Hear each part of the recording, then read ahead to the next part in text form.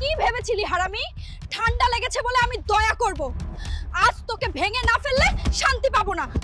সখিনা রে, চাইলে আমাকে আর মার, কিন্তু এই ঠান্ডায় গোসল করতে বলিস না। আমার জন্য একটু পারফিউম এনে দে রে।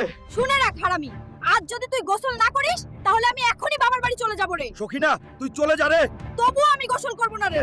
বাবা যে আমাকে কি লোকের সাথে বিয়ে দিল রে, গোসলের নাম শুনলেই কাঁপে, আর সহ্য হচ্ছে না। এবার দেওয়ানির কাছে গিয়ে কিছু একটা করতেই হবে। দেওয়ানি বাবু, আমাকে একটু সাহায্য করুন। আপনার লোক দুজন আমার সাথে পাঠান। আমার হালকে জোর করে গোসল করাতে হবে, ওর গা থেকে খুব দুর্গন্ধ বের হচ্ছে। গোসল করাতে লোক লাগবে না রে, আমার কাছে একটা বুদ্ধি আছে, মন দিয়ে শোন।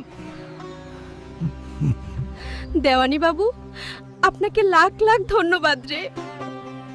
হাল্ক ভাই, তাড়াতাড়ি চল, তোর সখিনা গ্রামের পুকুরে পড়ে গেছে রে।